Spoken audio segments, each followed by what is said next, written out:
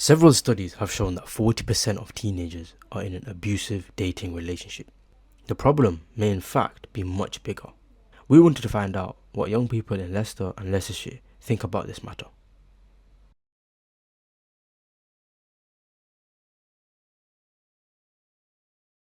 I think it's hard to pinpoint just one answer to it. It's such a big culmination of things. First of all, I think childhood and the living situation is really important. Social media, the kind of people that have a big massive platform aren't doing the right thing with it. I think a lot of it goes by a lot of influence from like trauma of seeing stuff that they've grew up with. That could be like a big part of it as well. I think it's always because of satisfaction, self-satisfaction. A male controlling their partner, you wouldn't really want to care what the girl has to say, you just want to please yourself. I think it's often because young people don't really know what a healthy relationship looks like. Sometimes they mistake controlling behaviour for normal behaviour, and sometimes they mistake jealousy for love. So the main factor I would say is there's so many people that share their relationships online. Of course, there's nothing wrong with sharing your love for someone, but the amount of peer pressure that is coming from a lot of people has been having a massive significant impact into their school, at home, and also their social life.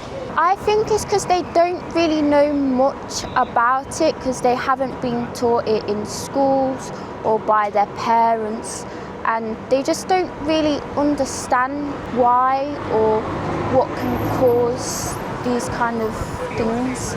There's quite a lot of factors, but I think social media will be the main one because there's a lot of bad content and lots of stuff on there. I think one reason for abuse in teenage relationships is them seeing their parents go through it as well, so it becomes a knock-on effect. You know, people are products of their environment, and if that's what they grew up with, it becomes normalized to them. Behaviours that may seem alarming to other people is completely normal to them. I think it's because of social media and like influencers. From a young age, they can be on social media nowadays. Social media stars like, if you to name like Andrew Tate, they're known for setting standards. The standard for the man is basically show no emotion, like assert your dominance, etc. Like, it can be interpreted in all the wrong ways, I believe.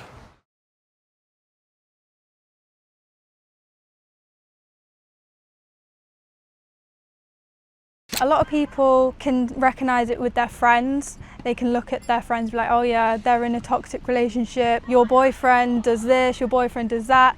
But I think when they're in it themselves, it's so much harder to actually see it. And I think from an outside perspective, it's so much easier to recognise it. Especially for young people, I think at that time, that's really all that matters to them. At that point, they don't have bigger stress factors that you do when you become adults. I like to think it's more people knowing what to call out, what's bad, what's good. There's more awareness around it, but at the same time, it's the online abuse. It plays a massive part, especially young people. You get home, what you're doing, jumping straight on your phone straight away. People are reporting the abuse in the relationship mainly because they're being encouraged to. Social media can be bad, but at the same time, social media can push you and encourage you to speak up. Props to the women that actually stand up in the relationship and actually report it to the police. I don't think that they should remain quiet about it. Some of it is definitely that more people are talking about it, which will make younger people feel braver to speak up. But some of it's also down to social media, where abuse can happen in many new ways, like controlling or spreading stuff online, which makes it more common. There has been a lot more discussions in school, and there has been a lot of significant impact in the community with the PCSOs, from youth workers to even local communities like scout groups. Now, I do think it's not been looked into properly just yet, and do think people still need to be able to identify what domestic abuse actually means, or what does a falling out in a relationship means. I think it's because they're becoming more brave, and if they've been taught it properly by parents or by schools, then they know that that's the thing to do. People are becoming more courageous, which is a very good thing. You know, we live in a day and age where there is more education. Even though there needs to be more, there is start to be education online, there is start to be education in schools, but we do need much more. Another factor could be it's just happening more. I know of many cases where people have been sexually assaulted in school or forcefully having relations. For example, the male party just finds it normal due to possibly porn, having the misconception that if you're with a partner, automatically you have consent. Just because you're with a partner doesn't mean as a man, you have consent to have relations with the woman, and vice versa also. It's happening more, and they're more brave because you're taught, not much, but you're taught a bit more nowadays, so they know how to go about it. It is more of a common thing, due more to the courageous side of things, because the good side of influencers, they do talk about like their own experiences with these kind of problems when they were younger, and encourage younger people that have been abused to obviously speak out and get the help that they deserve.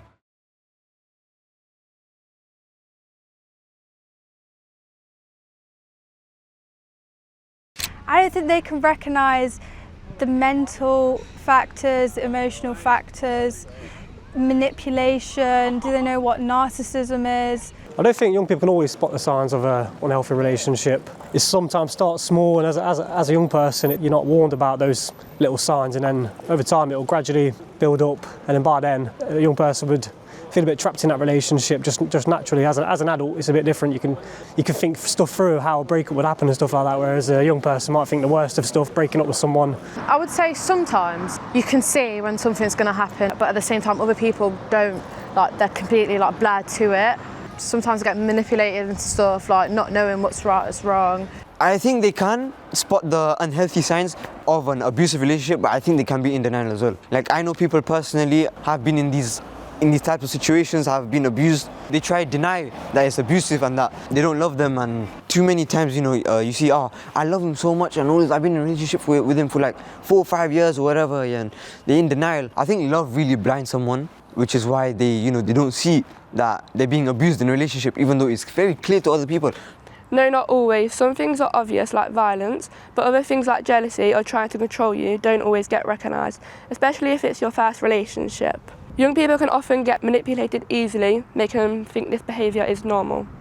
Yes and no. I think these days they're a lot more blindsided.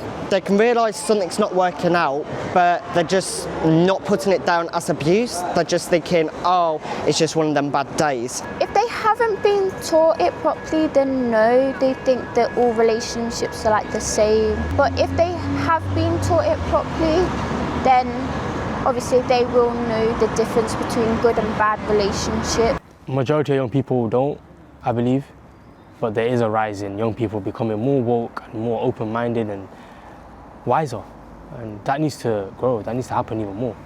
Well, they could, but it depends, because like if you've been growing up, if it's happened when you've been growing up, like you've seen it with parents or grandparents, anyone really, then you've seen it. But if you've not seen it, they're not gonna know.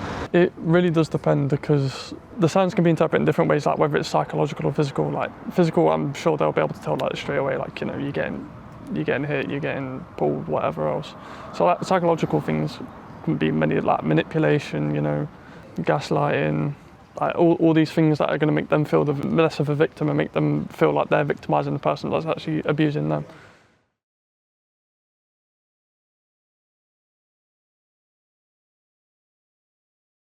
I think at that age, you're so susceptible to your environment and everything you're consuming, because your brain's still developing, they're still experiencing everything for the first time. And I think if I think back to, when I was a bit younger, I remember watching Geordie Shore and just thinking like, that's how people act. I wasn't watching that thinking, oh my God, they're literally binge drinking every single day and that's so unhealthy and that person's behaviour is really toxic. You just see it as entertainment, but then also... It's normalised at that point. Exactly, it is normalised.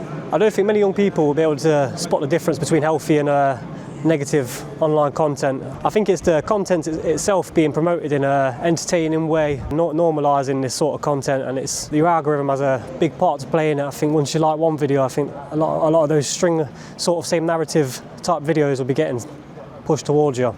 No, I don't think that. I don't think they can, like younger people, they won't know. Like especially like you have little siblings on TikTok, on Instagram and all of this, and they see all this stuff and be like, it's normal. And then they stop acting out on it as well.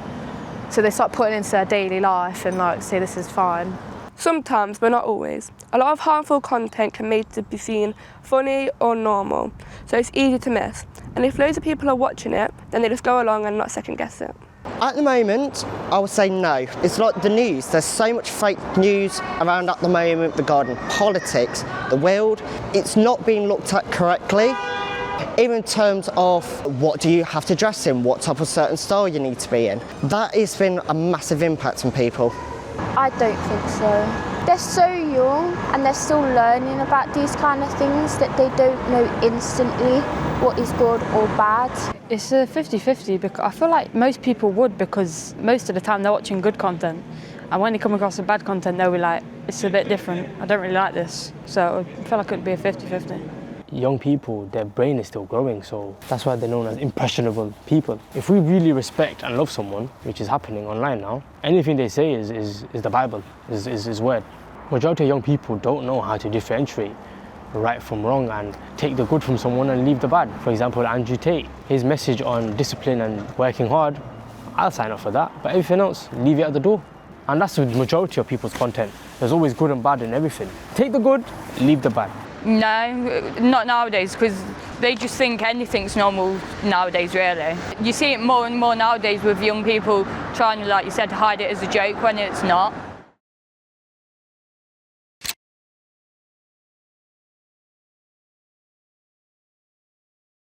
I think it does play such a huge part in shaping teenage relationships. You know, pornography it's more catered towards males, and I think it can be quite damaging to inexperienced young people who are watching this and thinking it's almost setting an unrealistic expectation of what sexual activity should look like. It might end up leading to them doing things that their partner's uncomfortable with. I think on the flip side for girls as well, it can portray things, what they think they're supposed to do and how they're supposed to act, how they're meant to look, how things are meant to be, and actually that's not normal. It plays a big part in a young people's relationship, especially if that's their main source of learning. That can set so much like toxicity in a relationship. Imagine they get into a relationship and they're just like, oh, should I try to do this? It makes them question, what can they do? Okay, let's objectify women, let's put women there. Yeah, in reality they're equal to men, and I think that will put a very negative impact on the relationships, that will actually break relationships, in fact. It gives really unrealistic expectations. Some people think that's how real relationships should be, but it's actually not. It makes it harder to understand what healthy intimacy really is. In a relationship, people can use people's nudes as a way to blackmail them or feel you can't get out this relationship, or I'm going to spread your nudes, or I got a picture of you topless, and that automatically influence of how you feel as a person. It's just terrible. I feel like it objectifies a woman and doesn't treat her as like a girlfriend or a partner, and she's there like to use. Young people can confuse consent, and people don't understand that pornography it's like a movie, it's an act. Then they end up putting unrealistic expectations on themselves and then body shaming themselves on top. When a young person takes that in their relationship, they'll do certain things to their partner on both sides that a party you might not like. I also think that males are now objectifying women even more due to sexually explicit content. And then on the other end, women are starting now to objectify themselves, going overboard online and thirst trapping. You know, it's a thing. The sex industry has benefited a minority financially, but it's ruined people's brains and hearts globally. I'll tell you a crazy fact. There are studies out there that say pornography is viewed by 28,000 people every single second, every single moment. 28,000 people are viewing pornography. Do the math.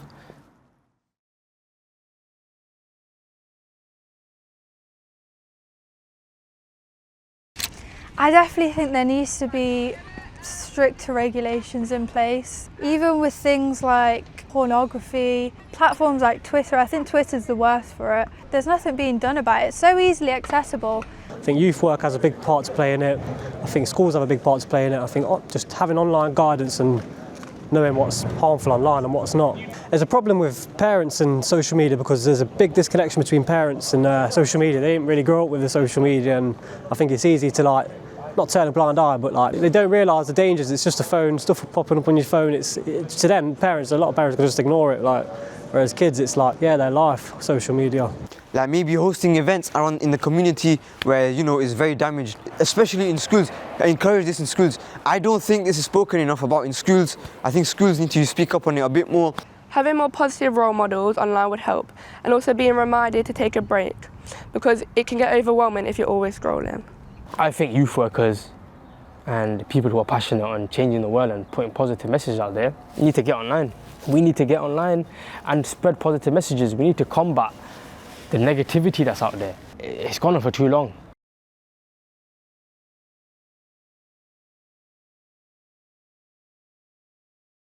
I don't think it's a one-way street or a one solution answer. I think, you need to take a look at their parents, for example. If their parents are struggling, maybe they've got an addiction or they're in a toxic relationship themselves, there needs to be systems in place to intervene in that. So it's having positive role models, especially on social media, more education, whether that's from teachers, parents, and I think parents should also look more into social media and see what the kind of stuff is dishing out, algorithm and stuff, so they can understand their young people more.